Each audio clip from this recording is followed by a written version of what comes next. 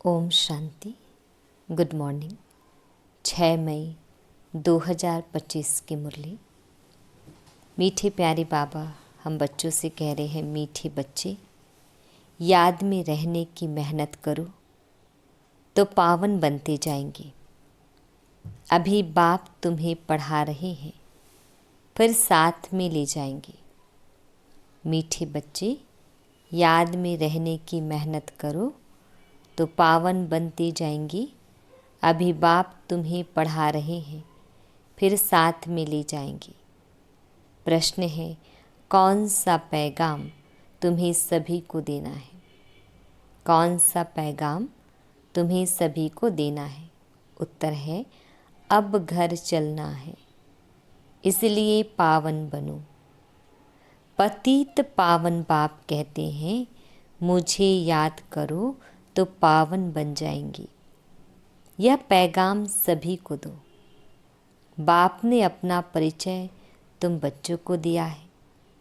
अब तुम्हारा कर्तव्य है बाप का शो करना। कहा भी जाता सन सोज फादर, कहा भी जाता सन सोज फादर। गीत है, मरना तेरी गली में, जीना तेरी गली में। ओम शांति। डिटेल है, बच्चों ने गीत का अर्थ सुना कि बाबा हम आपकी रुद्रमाला में पिरो ही जाएंगे। यह गीत तो भक्ति मार्ग के बने हुए हैं। जो भी दुनिया में सामग्री है, जप तप पूजा पाठ, यह सब है भक्ति मार्ग। भक्ति रावण राज्य, ज्ञान राम राज्य। ज्ञान को कहा जाता है नॉलेज, पढ़ाई। भक्ति को पढ़ाई नहीं कहा जाता। उसमें कोई उद्देश्य नहीं कि हम क्या बनेंगे। भक्ति पढ़ाई नहीं है। राजयोग सीखना या पढ़ाई है। पढ़ाई एक जगह स्कूल में पढ़ी जाती है। भक्ति में तो दर दर धक्के खाते हैं। पढ़ाई माना पढ़ाई, तो पढ़ाई पूरी रीति पढ़नी चाहिए। बच्चे जानते हैं हम स्टूडेंट हैं। बहुत है जो अपने को स्टूडेंट नहीं समझते हैं, क्योंकि पढ़ते ही नहीं हैं। ना बाप को बाप समझते हैं, न शिव बाबा को सद्गति दाता समझते हैं। ऐसे भी हैं बुद्धि में कुछ भी बैठता ही नहीं। राजधानी स्थापन होती है ना, उसमें सभी प्रकार के होते हैं। बाप आए ही हैं पतितों को पावन बनाने। बाप को बुलाते हैं, हे पतित पावन आओ। अब बाप कहते हैं पावन बनो। बाप को याद करो। हर एक को पैगाम देना है बाप का। इस समय भारत ही वेश्यालय है, पहले भारत ही शिवालय था। अभी दोनों ताज नहीं है। यह भी तुम बच्चे ही जानते हो। अब पतित पावन बाप कहते हैं, मुझे याद करो तो तुम पतित से पावन बन जाएंगे। याद में ही मेहनत है। बहुत थोड़े हैं जो याद में रहते हैं। भक्त माला भी थोड़ों की है ना। धन्ना भगत नारद मीरा आदि का नाम है। इसमें भी सब तो नहीं आकर पढ़ेंगे। कल्प पहले जिन्होंने पढ़ा है वही आते हैं। कल्प पहले जिन्होंने पढ़ा है वही आते हैं। कहते भी हैं बाबा हम आपसे कल्प पहले भी मिले थे, पढ़ने अथवा याद की यात्रा सीखने। अभी बाप आए ही हैं तुम बच्चों को ले जाने। समझाते हैं तुम्हारी आत्मा पतित है, इसलिए बुलाते हो कि आकर पावन बनाओ। अब बाप कहते हैं मुझे याद करो, पवित्र बनो। बाप पढ़ाते हैं, फिर साथ में भी ले जाएंगे। बच्चों को अंदर बहुत खुशी होनी चाहिए, बाप पढ़ा रहे हैं। कृष्ण को बाप नहीं कहेंगे, कृष्ण को पतित पावन नहीं कहेंगे। यह किसको भी पता नहीं कि बाप किसको कहा जाता है और फिर वह ज्ञान कैसे देते हैं, यह तुम ही जानते हो। बाप अपना परिचय बच्चों को ही देते हैं। नए नए कोई से बाप नहीं मिल सकते। बाप कहेंगे सन सोज फादर, बच्चे ही बाप का शो करेंगे। बाप को कोई से भी मिलने बात करने का नहीं है। भल इतना समय बाबा नए नए से मिलते रहते हैं। ड्रामा में था, ढेर आते थे। मिलिट्री वालों के लिए भी बाबा ने समझाया है उनका उद्धार करना है। उनको भी धंधा तो करना ही है, नहीं तो दुश्मन वार कर लेंगे। सिर्फ बाप को याद करना है। गीता में है, जो युद्ध के मैदान में शरीर छोड़ेंगे वह स्वर्ग में जाएंगे, परंतु ऐसे तो जा न सके। स्वर्ग स्थापन करने वाला भी जब आए तब ही जाएंगे। स्वर्ग क्या चीज़ है यह भी कोई नहीं जानते। अभी तुम बच्चे 5 विकारों रूपी रावण से युद्ध करते हो। बाप कहते हैं अशरीरी भव, अपने को आत्मा निश्चय कर मुझे याद करो। और कोई ऐसे कह न सके। सर्वशक्तिमान एक बाप के सिवाय कोई को कह नहीं सकते। ब्रह्मा विष्णु शंकर को श्री नहीं कह सकते। ऑलमाइटी एक ही बाप है। वर्ल्ड ऑलमाइटी अथॉरिटी, ज्ञान का सागर एक बाप को ही कहा जाता है। यह जो साधु संत आदि है वह है शास्त्रों की अथॉरिटी। भक्ति की भी अथॉरिटी नहीं कहेंगे, शास्त्रों की अथॉरिटी है।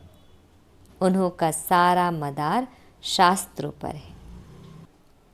समझते हैं भक्ति का फल भगवान को देना है। भक्ति कब शुरू हुई, कब पूरी होनी है, यह पता नहीं है। भक्त समझते हैं भक्ति से भगवान राजी होगा।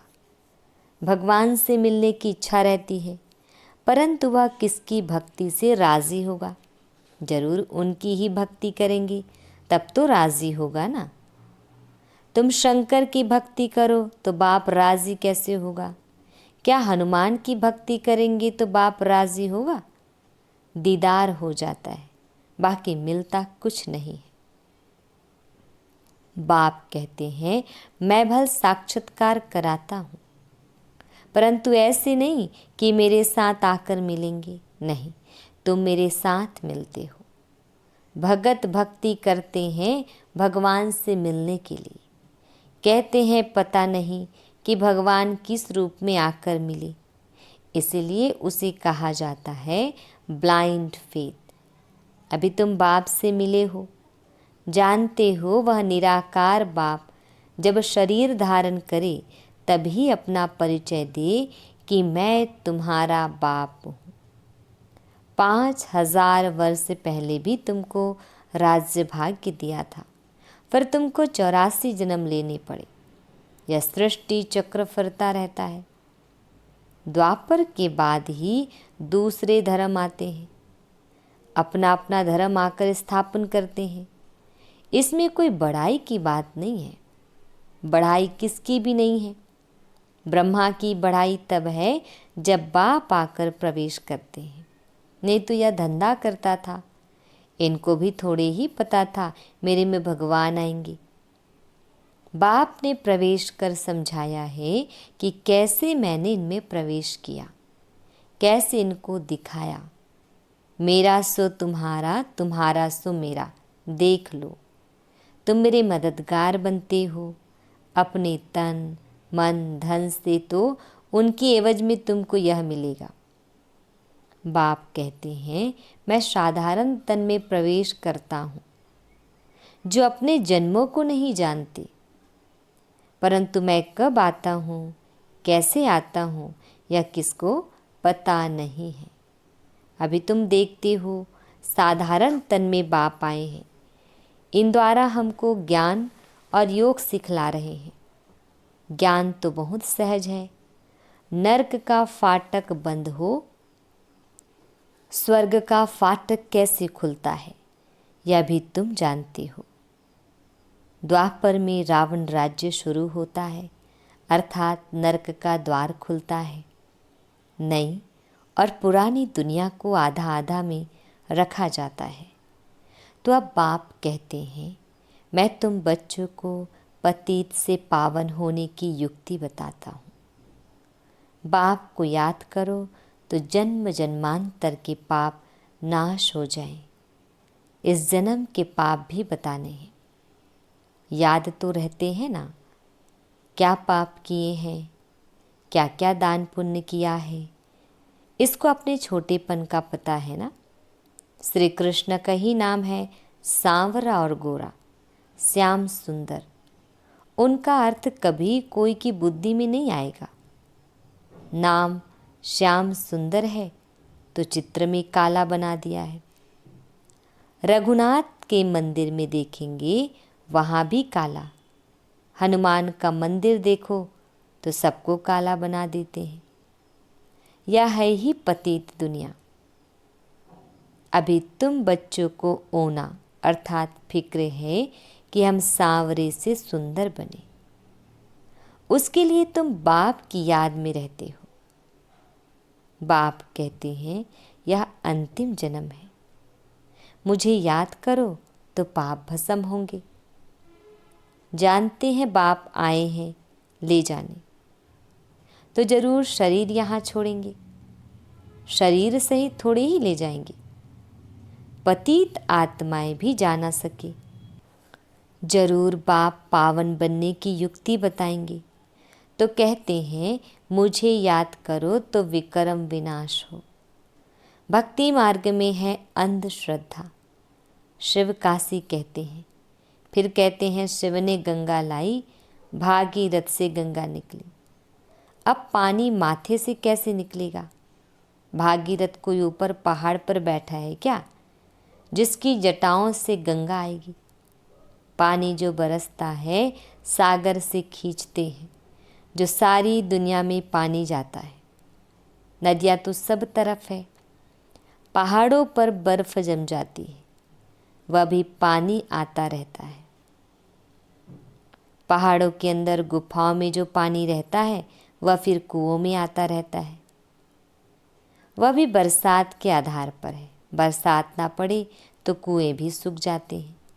कहते भी हैं, बाबा हमको पावन बनाकर स्वर्ग में ले जाओ। आश ही स्वर्ग कृष्णपुरी की है, विष्णुपुरी का किसको पता नहीं है। श्री कृष्ण के मुरीद कहेंगे जहाँ देखो कृष्ण ही कृष्ण है। अरे जबकि परमात्मा सर्वव्यापी है तो क्यों नहीं कहते जिधर देखो परमात्मा ही परमात्मा है। परमात्मा के मुरीद फिर ऐसे कहते यह सब उनके ही रूप हैं, वही यह सारी लीला कर रहे हैं। भगवान ने रूप धरे हैं लीला करने के लिए, तो जरूर अभी लीला करेंगे ना। परमात्मा की दुनिया स्वर्ग में देखो, वहाँ गंध की कोई बात नहीं होती। यहाँ तो गंध ही गंध है। तो फिर यहाँ कह देते परमात्मा सर्वव्यापी है, परमात्मा ही सुख देते हैं। बच्चा आया सुख हुआ, मरा तो दुख होगा। अरे भगवान ने तो तुमको चीज़ दी फिर ली, तो इसमें तुमको रोने की क्या दरकार है? जब भगवान ने ही तुमको चीज़ दी फिर ली, तो इसमें तुमको रोने की क्या दरकार है? सतयुग में यह रोने आदि का दुख होता नहीं। मोहजित राजा का दृष्टांत दिखाया है। यह सब है झूठे दृष्टांत, उनमें कोई सार नहीं है। सतयुग में ऋषि मुनि होते नहीं, और यहाँ भी ऐसी बात हो नहीं सकती।